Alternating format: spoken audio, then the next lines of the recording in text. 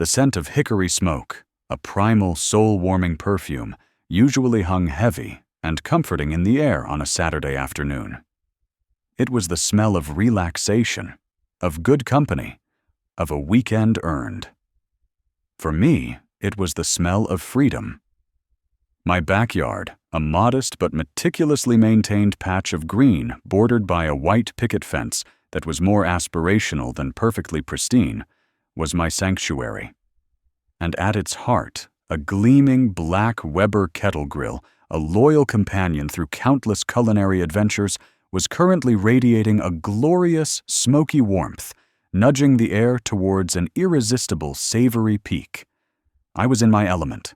The coals glowed a perfect, even orange, a testament to my practiced hand, a rack of St. Louis ribs, lacquered with my secret tangy barbecue sauce, lay glistening on the grates, their edges kissed with a beautiful char. The sizzle was a symphony, a low, contented hum that spoke of impending deliciousness.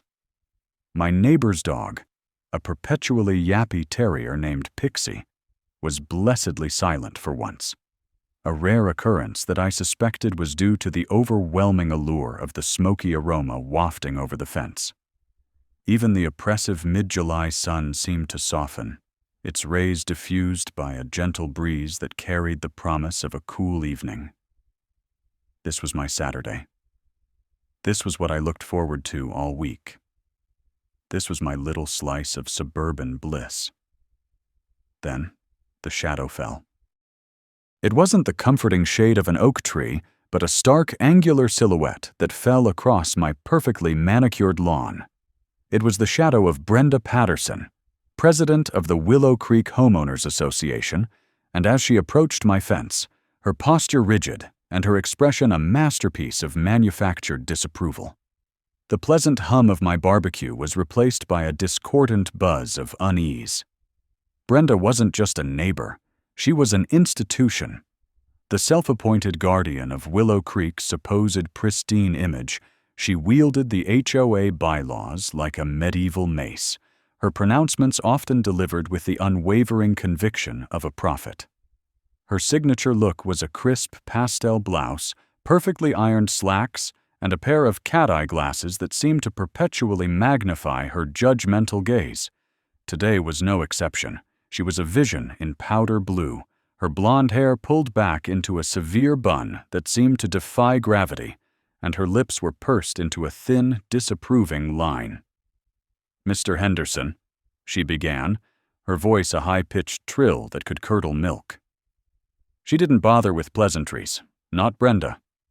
Her eyes, sharp and assessing, flicked from the grill to my hands, then back to the grill, as if cataloging every perceived infraction. "I'm afraid I have a concern." A concern. Brenda's concerns were usually preambles to declarations of war. My stomach tightened. I wiped my hands on my apron, a faint sheen of sweat on my brow that had nothing to do with the heat of the grill. "Brenda," I replied, trying to keep my tone light, as if this was just a friendly chat about the weather. "To what do I owe the pleasure?" She stepped closer, placing a manicured hand on the top rail of my fence, her knuckles white. "It's about this." She gestured vaguely towards the grill, as if it were a particularly offensive piece of modern art. "The smoke and the smell." I blinked. "The smoke and the smell?" "Brenda, it's barbecue. That's kind of the point." Her pursed lips tightened further. "Yes, well, Mr. Henderson, while you may find it the point, many of your neighbors do not. It's rather intrusive, and frankly, it's ruining the neighborhood vibe." The neighborhood vibe. I almost choked on my own saliva. The neighborhood vibe, in Brenda's estimation, was a carefully curated tableau of manicured lawns, identical beige houses, and an almost militant adherence to the color palette of muted pastels. It was a vibe that actively discouraged any spontaneous expression of joy, any hint of individuality, and certainly any aroma that deviated from the bland scent of freshly mown grass and liberal applications of air freshener. Ruining the vibe? I repeated, a disbelieving laugh bubbling up. Brenda, I'm cooking ribs, delicious ribs, the kind that make people happy. I don't think happiness is exactly ruining anything. Happiness, mister. Henderson is subjective, she countered, her voice dropping to a conspiratorial, yet still shrill whisper. And what brings you happiness can be a source of considerable distress to others. The smoke is drifting into Mrs. Gable's prize-winning petunias. And the smell?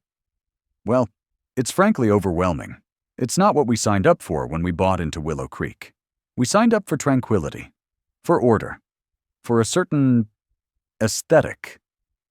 Her eyes scanned my backyard again, taking in the slightly overgrown rose bushes I hadn't gotten around to pruning yet, the slightly faded patio furniture, the general air of comfortable, lived-in reality. It was a stark contrast to the sterile perfection Brenda championed. And I'm afraid, she continued, her tone hardening, that your barbecue is a direct violation of Section 7G of the Willow Creek Covenants, Conditions, and Restrictions. No offensive odors or unsightly nuisances shall be permitted on any lot. My jaw dropped. Offensive odors? Unsightly nuisances? Brenda, it's a Weber grill, it's a classic, and the smell is delicious. I gestured towards the grill, a wave of indignation washing over me. I've been barbecuing here for 5 years. No one has ever complained. Until now, she stated flatly. And I am here to represent the collective concerns of your fellow residents. Collective concerns? I scoffed. Who, Brenda? Pixie the terrier? Or are you speaking for the squirrels? Her face flushed a shade of pink that clashed spectacularly with her powder blue blouse. You are being deliberately obtuse, Mr. Henderson. This is a serious matter. The HOA board has received multiple complaints. Complaints? From who? The phantom residents who apparently have nothing better to do than monitor my grilling activities? I felt a surge of anger, hot and potent, rising in my chest. This was ridiculous. This was Kafkaesque. This was Brenda Patterson, HOA president, trying to shut down my perfectly innocent barbecue. I am not at liberty to disclose the names of the complainants, she said, her voice regaining its practiced icy calm. However, I am empowered to inform you that you are in violation, and if this situation is not rectified immediately, the HOA will be forced to take further action. Further action? I echoed, my voice rising. What kind of further action are we talking about? Are you going to send a SWAT team to confiscate my ribs?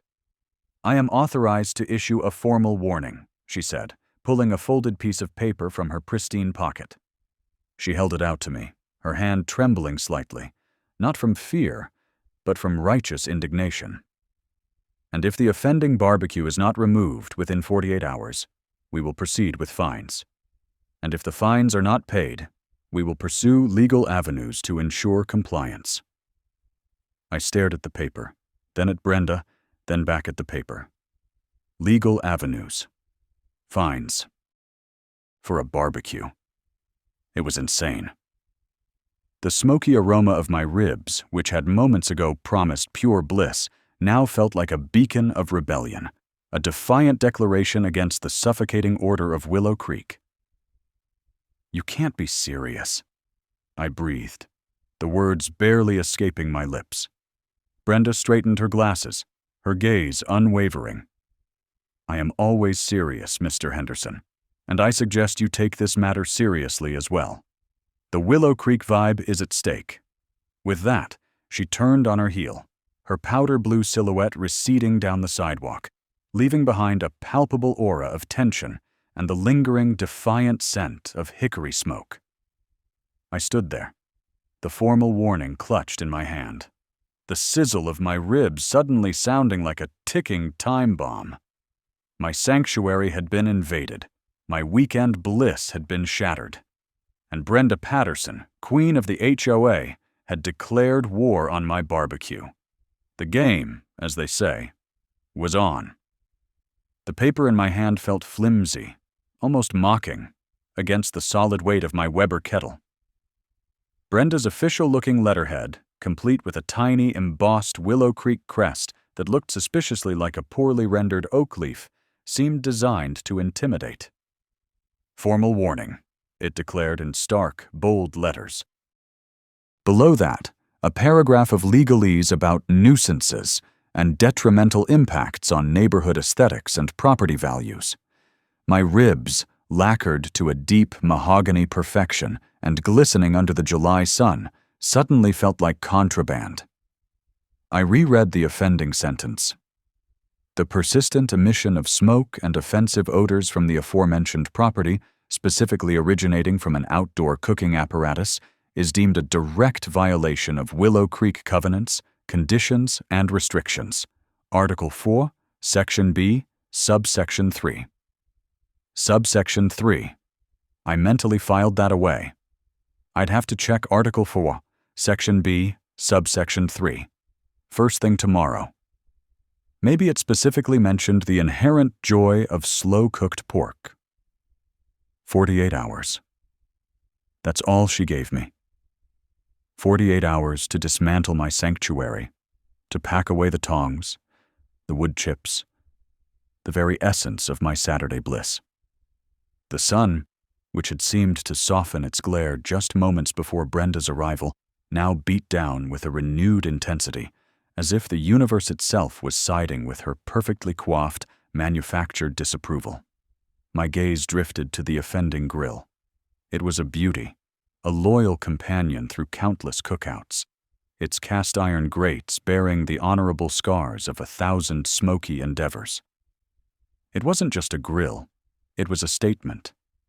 A statement that said, "I enjoy the simple, primal pleasures of life. I believe in flavor, in community, in the unadulterated joy of a perfectly cooked rib." Brenda's statement, on the other hand, was clearly, "I believe in beige, in silence, and in the sterile uniformity of a suburban purgatory." A low growl rumbled in my chest, a primal response that felt strangely akin to how the hickory smoke must have felt when it first hit the pork shoulder. This wasn't just about a barbecue, it was about principle. It was about the erosion of personal freedom. One perfectly manicured lawn and one overly regulated cul-de-sac at a time.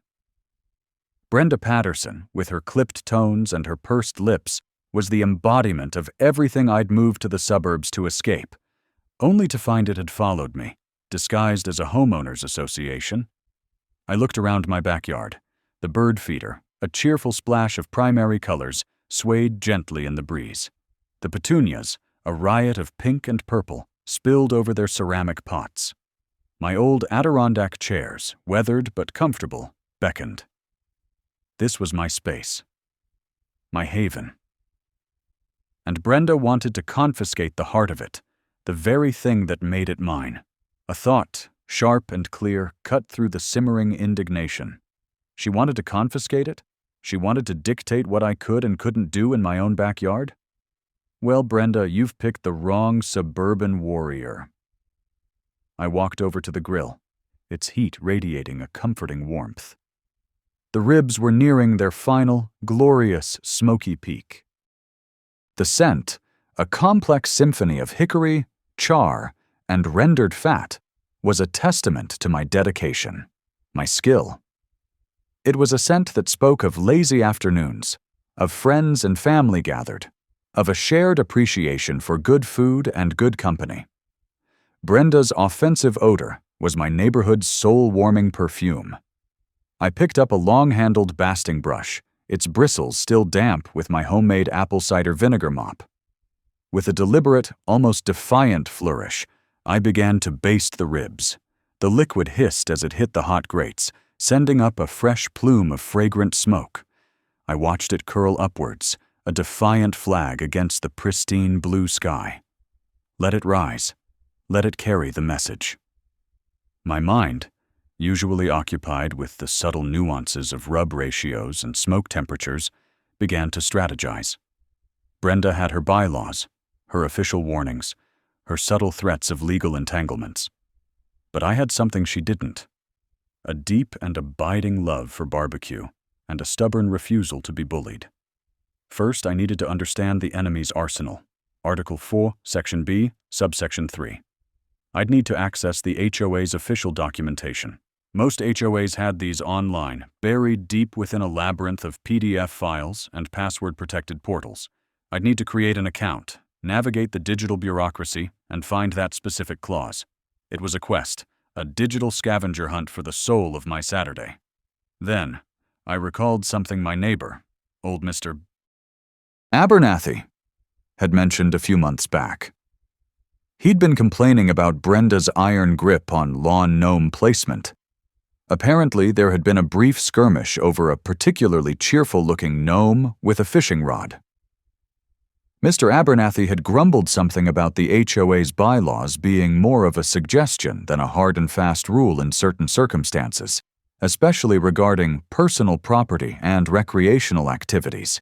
He'd even hinted at a loophole, something about demonstrable benefit to the community. Demonstrable benefit? Could my barbecue provide that? I envisioned a neighborhood potluck, a block party, a ribs-for-all event. Brenda would have a conniption. The thought of it, the sheer audacity, sent a jolt of rebellious glee through me. As I meticulously worked on the second rack of ribs, a new sound pierced the relative quiet. A high-pitched, insistent yap, followed by the thud of a screen door slamming. My neighbor's terrier, a creature whose sole purpose in life seemed to be alerting the world to the slightest shift in atmospheric pressure, had spotted Brenda. And Brenda, it seemed, was making her triumphant return, this time with reinforcements. I heard the distinct click of heels on asphalt, the rustle of fabric, and then a voice, sharper and more imperious than before, cutting through the afternoon air. "Mr. Henderson, I see you're still defying the association's directives." I didn't turn around. I didn't flinch. Instead, I adjusted the vents on the Weber, coaxing the temperature up a notch. The smoke intensified, a fragrant cloud of defiance.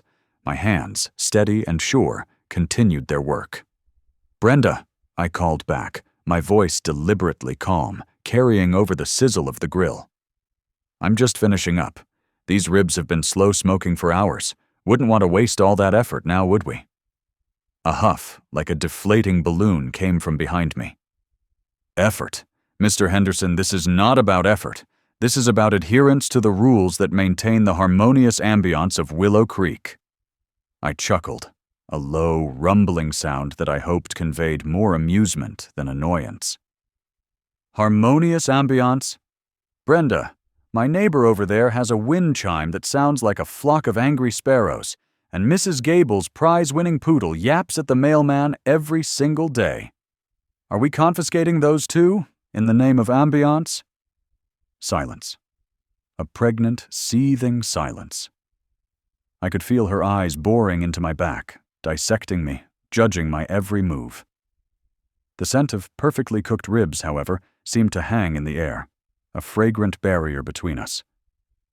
"Those are auditory nuisances, Mr. Henderson," she finally managed, her voice tight. "Smoke is a visual and olfactory blight. It adheres to surfaces, it permeates fabrics, it ruins the neighborhood vibe." I turned. A glistening rib held aloft like a scepter. "Brenda, the neighborhood vibe is what people choose to make it. For me, it's the smell of good food, the sound of laughter, the feeling of a Saturday well spent. For you, it seems to be a checklist of things to complain about." She took a step back, as if the mere proximity to my barbecue was a personal affront.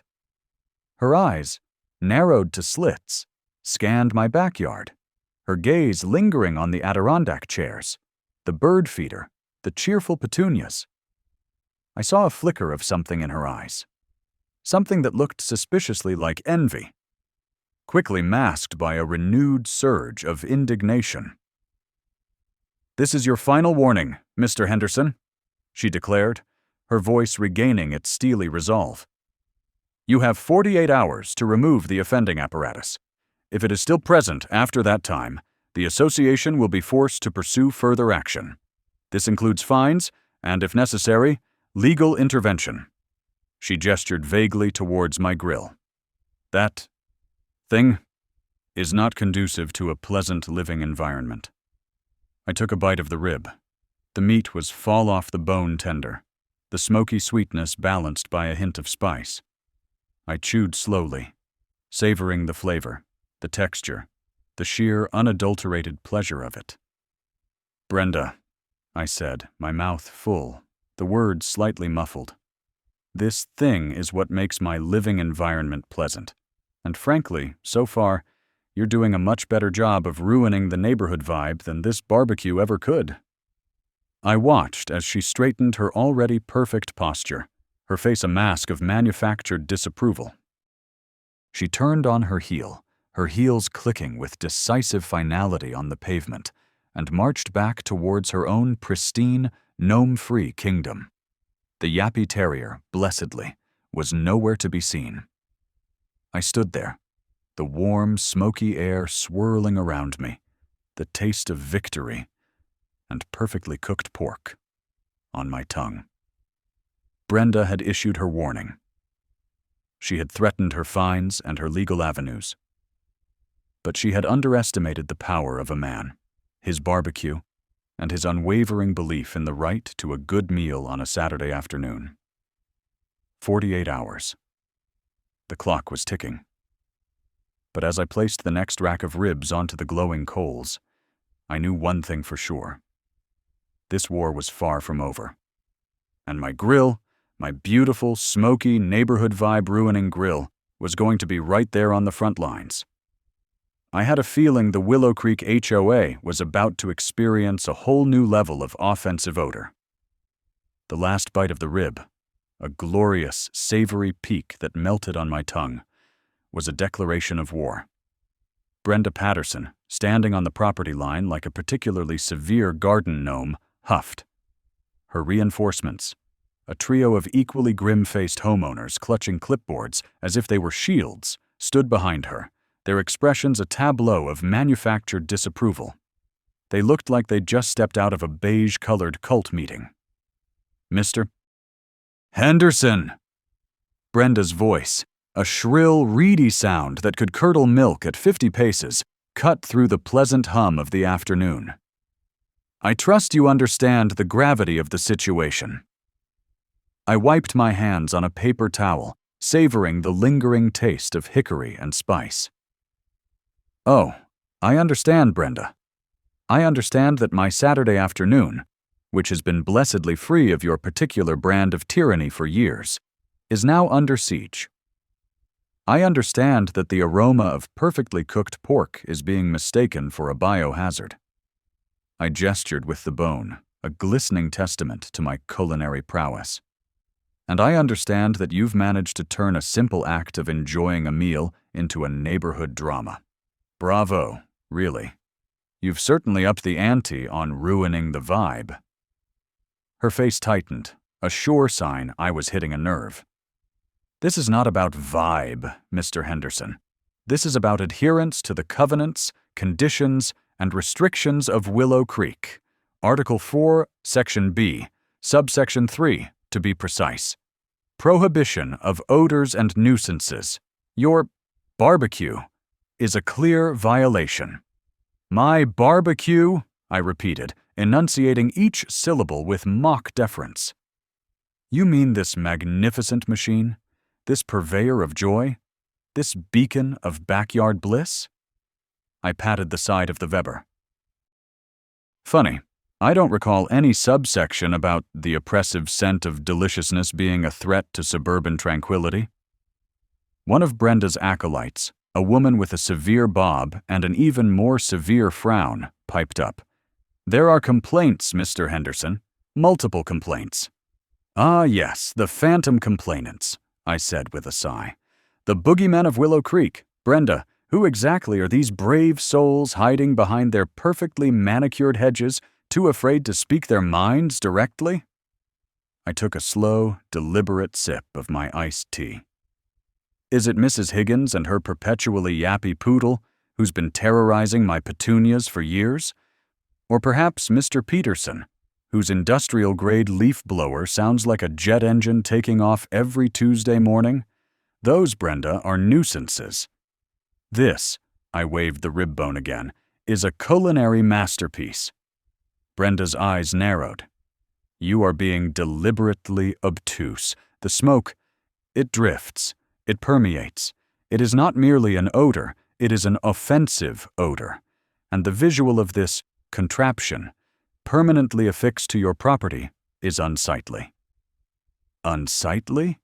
I chuckled, a genuine hearty sound that seemed to startle Brenda's entourage. Brenda, my lawn is meticulously mowed. My flower beds are weed-free. My gutters are clean. This grill, my dear woman, is a temporary fixture, a seasonal delight. And the smoke? It's hickory, it's mesquite, it's the scent of Saturday afternoons, of relaxation, of good times. It's the antithesis of offensive.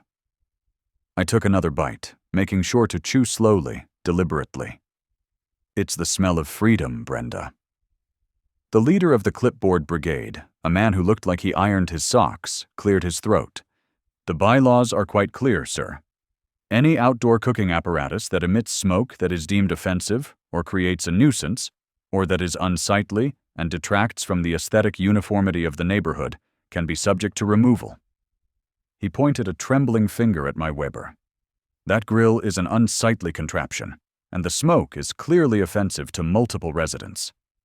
Multiple residents who, I might add, have never once expressed their concerns to me directly, I countered, my voice still calm, but with an edge of steel. Brenda, you're the president.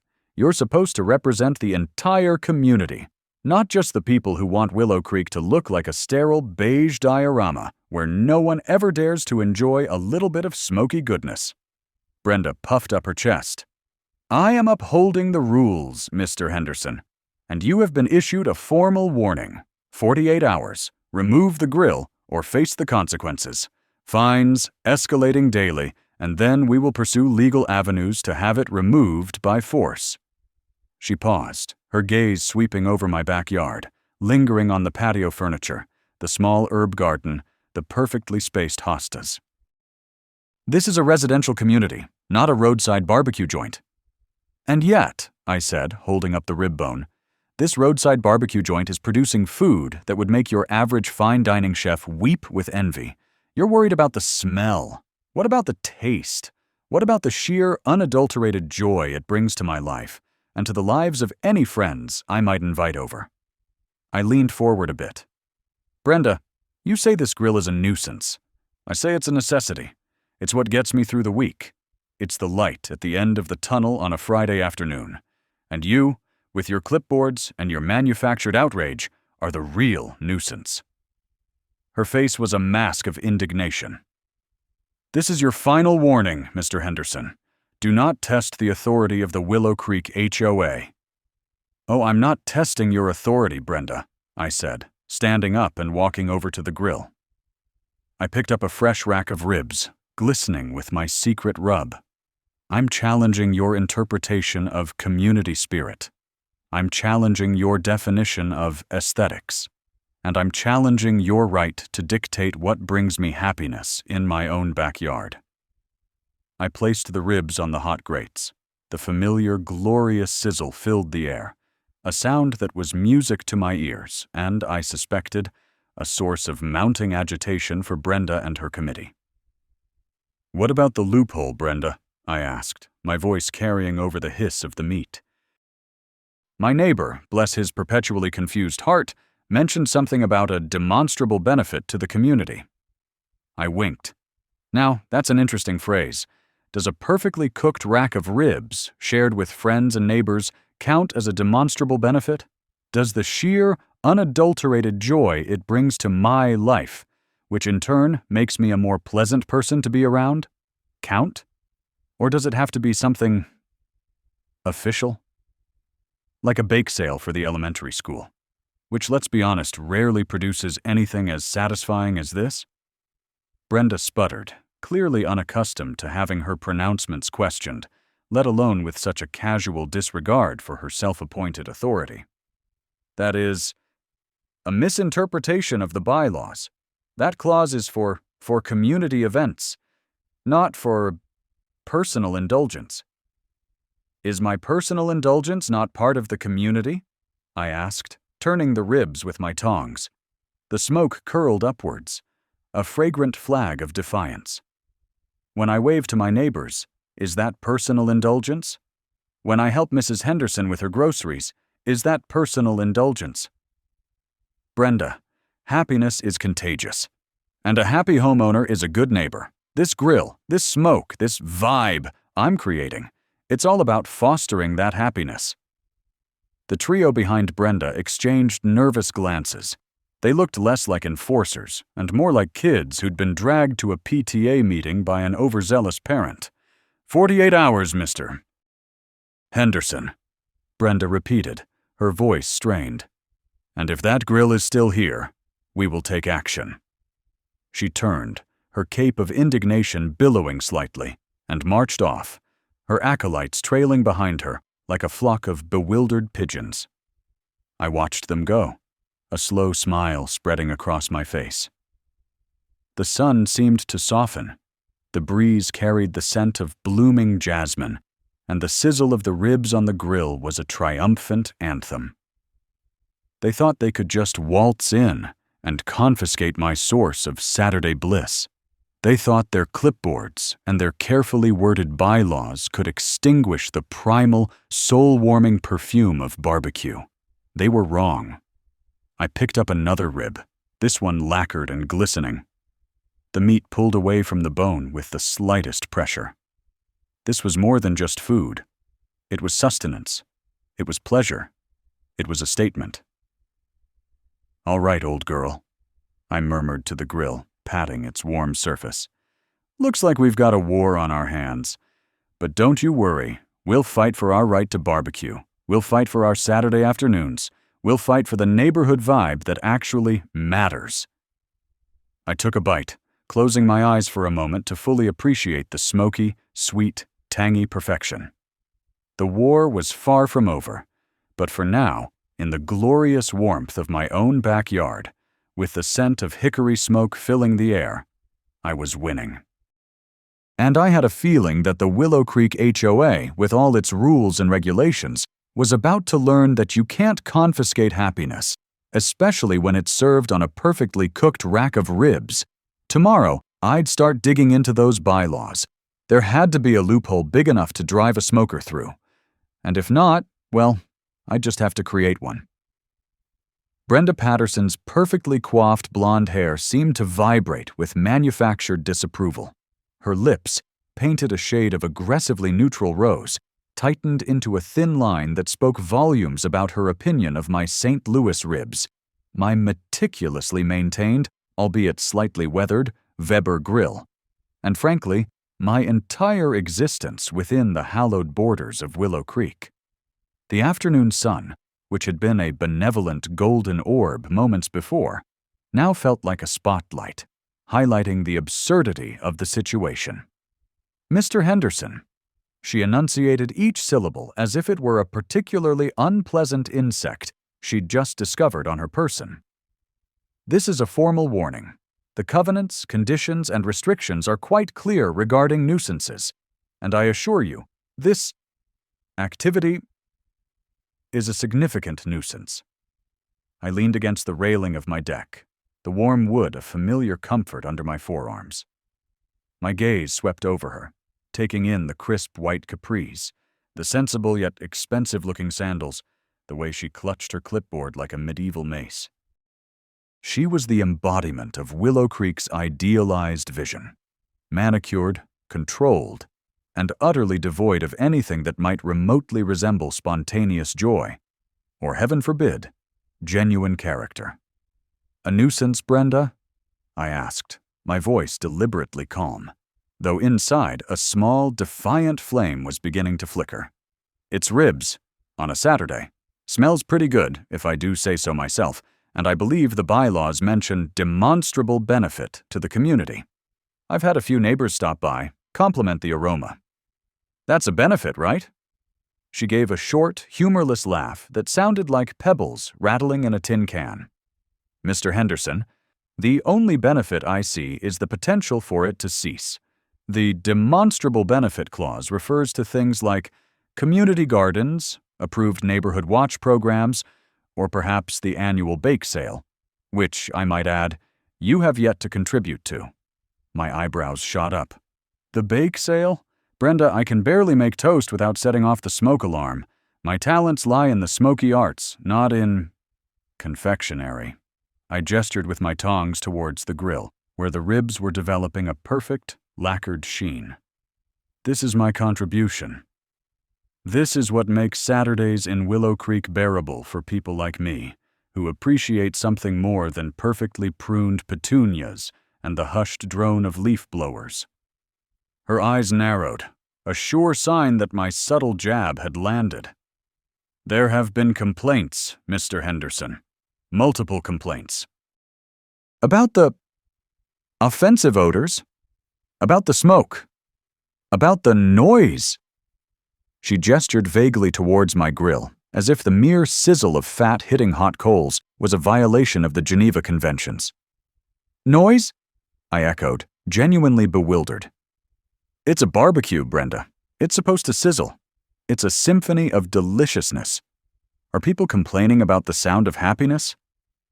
It is a discordant buzz that disrupts the peace and quiet expected in a residential community, she corrected, her voice dripping with the practiced authority of someone who had clearly spent too much time deciphering the finer points of the HOA rulebook.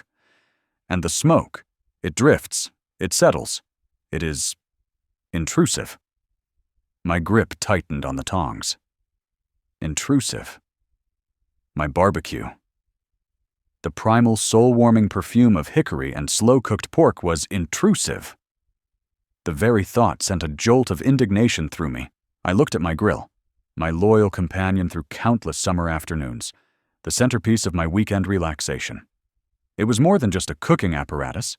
It was a statement that said, I live here, I enjoy my life, and I'm not going to apologize for it.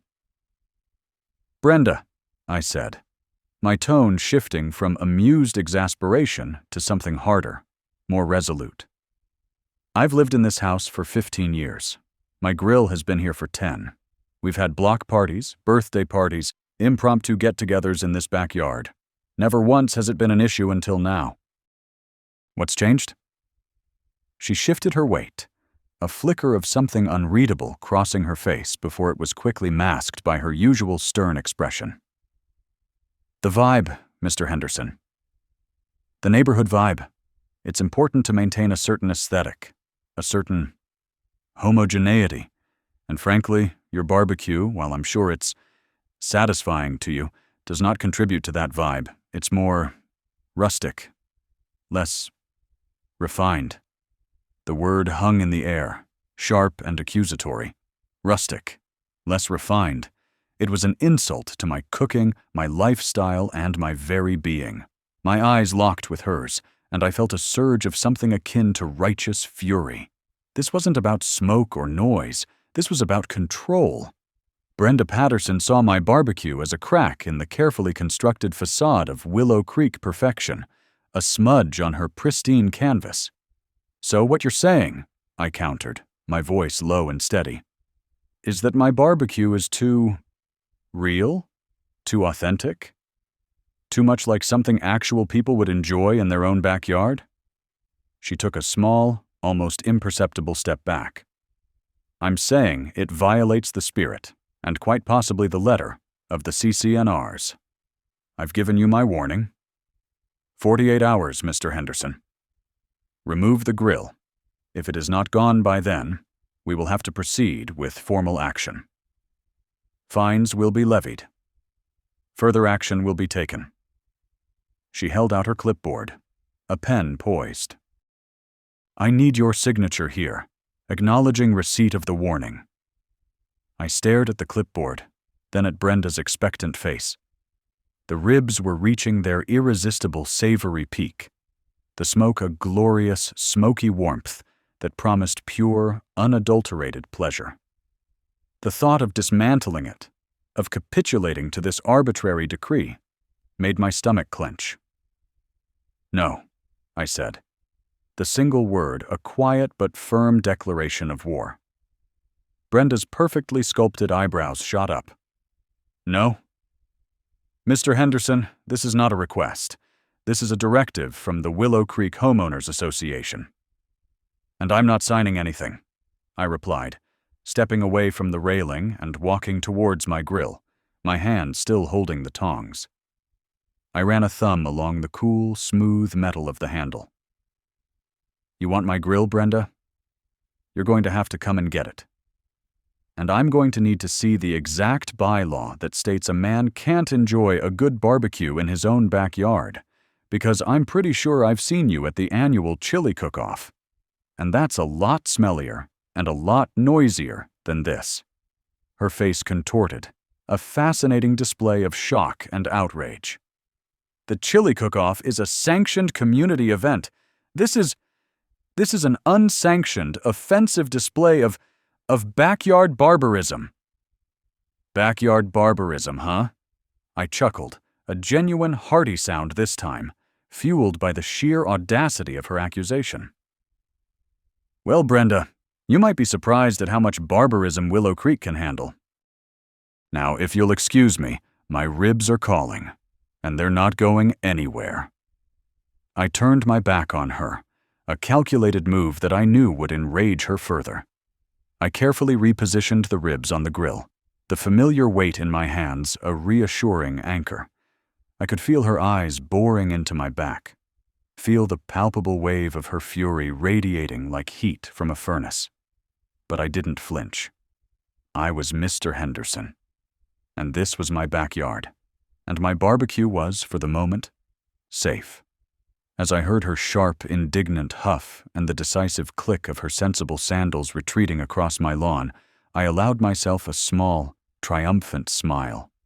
The battle lines had been drawn. The barbecue had become a beacon of rebellion, and I, its unlikely defender.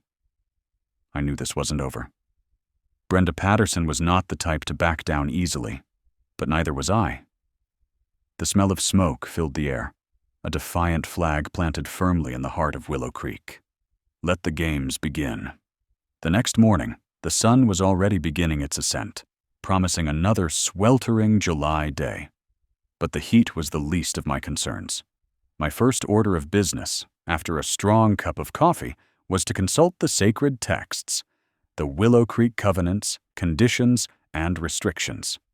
I downloaded a digital copy from the HOA website weeks ago, tucked away in a folder labeled "Just in Case," never truly believing I'd need it. Now it felt like my Bible.